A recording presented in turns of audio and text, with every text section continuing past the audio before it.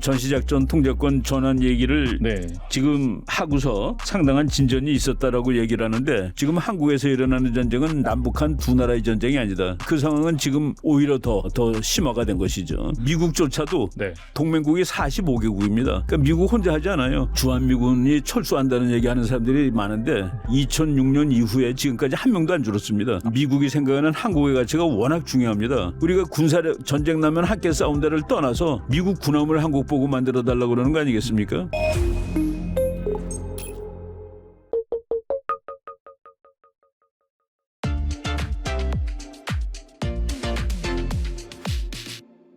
어쨌거나 이 푸틴이 러시아가 다시 뭐 병력을 충원해가지고 뭐 나토를 대상으로 3차 대전을 벌인다. 이거는 좀 가능성이 많이 저는 떨어지는 불가능하다고 봅니다. 시나리오겠네요.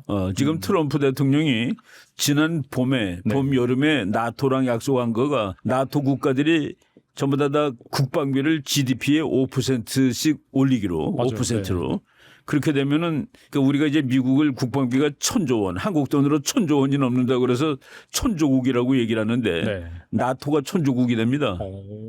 그래서 나토가 천조국이 되게 되면은 도대체 그 러시아가 나토하고 상대할 수 있는 그 여력이 안 되는 것이죠.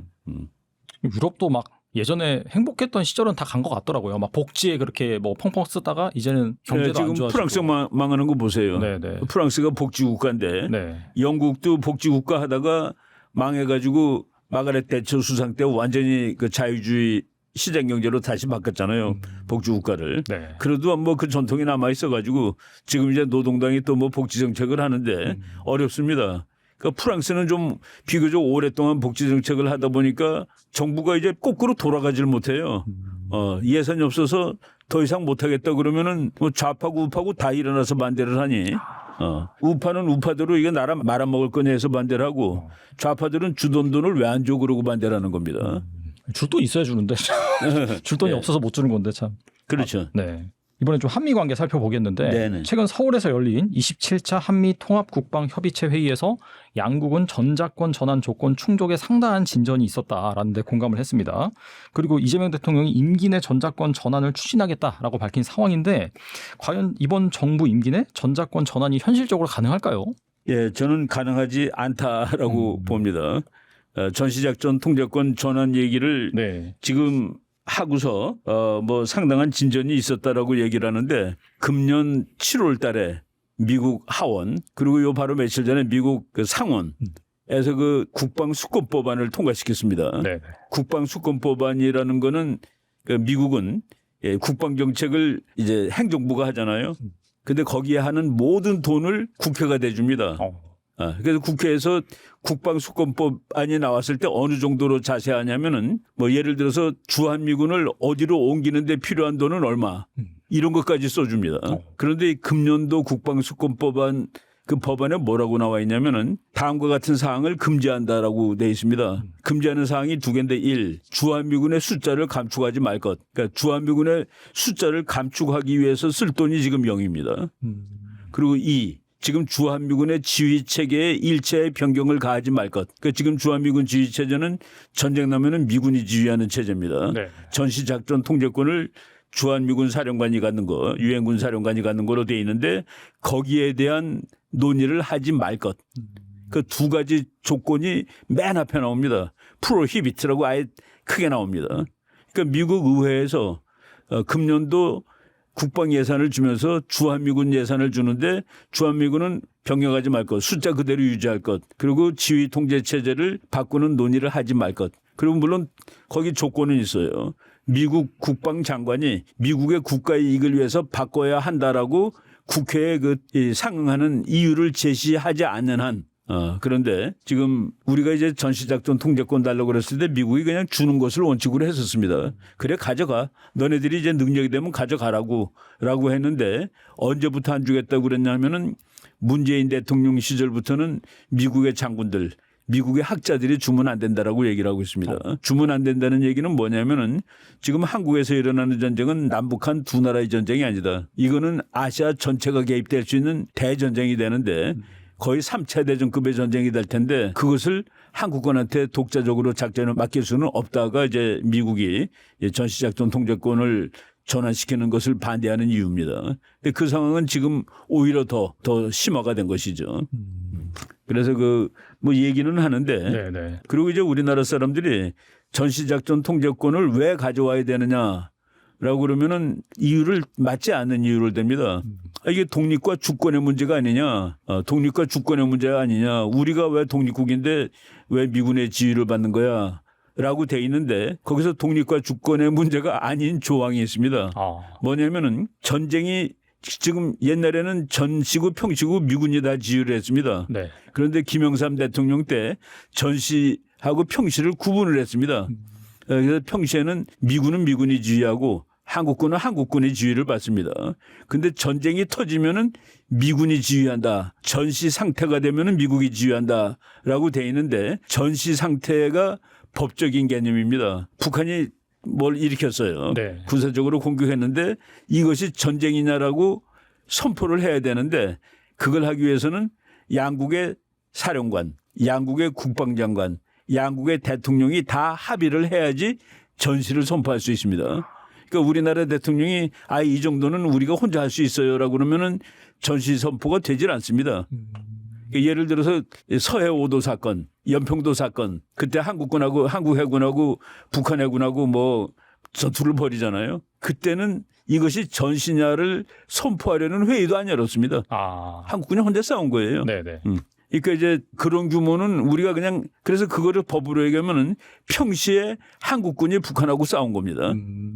그러니까 전시가 되려면은 우리나라 대통령하고 미국 대통령이 합의를 해야지 전시가 되고 워타임 그 전시를 선포하면은 그때 주한미군 사령관이 전체를 지휘하는 거예요. 한국군까지. 그리고 데프콘 3이라는 것을 데프콘이라는 게 이제 Defense Readiness Condition이라는 용어인데 그거를 선포해야지 전쟁입니다.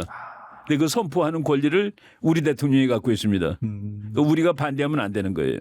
우리 국방장관이 반대하면 대통령까지 올라가지도 않고 그런 절차가 있기 때문에 그래서 이제 이거를 뭐 주권의 문제다 그런 것은 오해고 근데 이제 미국은 왜 그러면은 그래도 우리가 지휘하는 게 좋지 않느냐. 이제 그건 뭐냐면은 전쟁이 나면은 미군이 한국군을 다 지휘하게 되면은 한국군 50만이 미군이 되는 겁니다. 그렇죠. 이거 북한이 엄두를 못 내는 겁니다.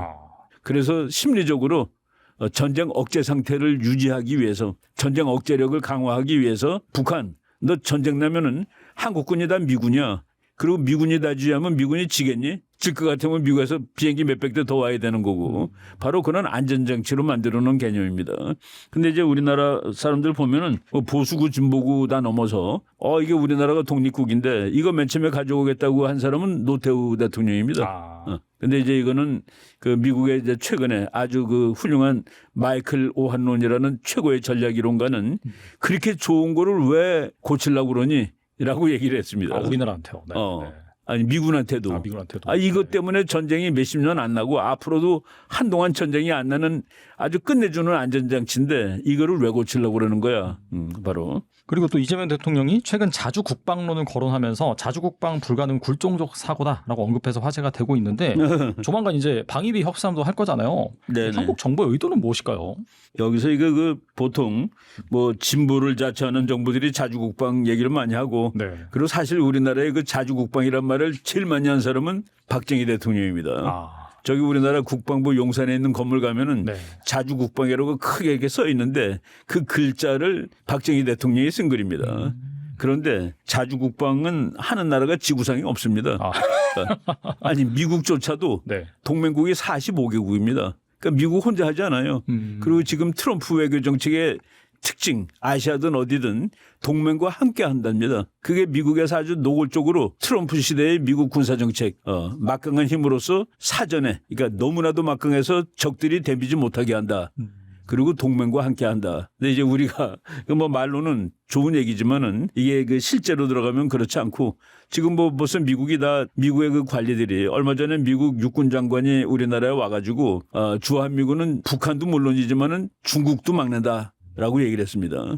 우리 국방장관이 나는 거기에 찬성하지 않는다 그러는데 그건 찬성하지 않고의 문제가 아닙니다. 방위조약에 중국이 포함되어 있습니다. 중국이라고 써 있지는 않아요. 북한이라고도 써 있지 않습니다. 네, 네. 한미방위조약이 작동되는 범위는 태평양 지역이다라고 돼 있습니다. 그러니까 태평양 지역에서 미국하고 한국이 싸울 때 함께 싸우자라는 약속이죠. 그러니까 이제 그리고 또 요번에 그 존 노라는 한국계 미국인인데 그 사람이 이제 지금 전정부가 됐죠. 전정부 차관보로 지명이 됐는데 그 청문회에서 한국군은 꽤 잘 싸우기 때문에 앞으로 일이 터지면 중국하고 싸울 때도 한국이 기여할 바가 많다라는 식으로 얘기를 한 겁니다. 그래서 지금 실제 상황하고 그 말로만 멋있는 거하고는 완전히 다릅니다. 그리고 또 이런 시각도 있더라고요. 트럼프 행정부가 주한미군 철수를 압박카드로 사용하면서 한국의 대중국 군사 임무 확대를 요구한다는 평가가 있습니다. 이건 어떻게 보시나요? 예, 이거 우리나라 사람들 중에서 주한미군이 철수한다는 얘기하는 사람들이 많은데 주한미군은 2006년 이후에 지금까지 한 명도 안 줄었습니다. 지금 20년 동안 그대로 있고 네. 언제까지 그대로 있을 거냐? 중국이 미국의 위협으로 남아있는 한 그대로 있습니다. 그리고 이제 옛날 6.25 때보다도 지금 미국이 생각하는 한국의 가치가 워낙 중요합니다. 6.25 때는 한국 그것을 구하러 온 것이 아니에요. 한국이 너무 소중해서 구하러 온 것이 아니라 소련 같은 나라가 이렇게 침략 행위를 하는 것을 벌 준다는 의미에서 참전한 겁니다. 트루만 대통령이 그때 그랬죠. 저 개자식들을 그냥 놔두면 안 됩니다. 한국을 구해야 됩니다라는 말보다도 그 소련이 나쁜 행동을 용서하면 안 됩니다라는 얘기를 하고 왔거든요. 그런데 지금 중국하고 미국이 지금 마지막 이 대결전을 벌이는 이 상황에서 한국이라는 전략적 가치가 너무나도 높기 때문에 한국에서 미군 철수한다는 말은 그거는 그 상황을 올바로 분석한 말이 아닙니다.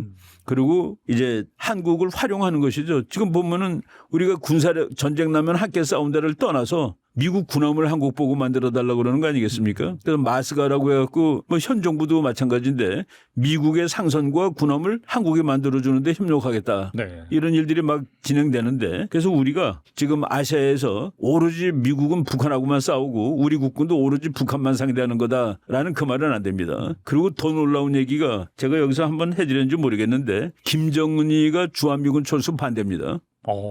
김정은이가 주한미군 철수 반대하는 거는 뭐 그건 우리가 널리 알려진 얘기인데 그거를 완전히 증명한 사람이 마이크 폼페오 미국 국무장관을 했던 사람인데 그 사람이 2018년 3월 30일 김정은이를 방문합니다. 김정은이를 방문해가지고 김정은하고 이제 악수를 하고 뭐 여러 얘기를 하다가 이제 폼페오가 자기 회고록에도 썼어요.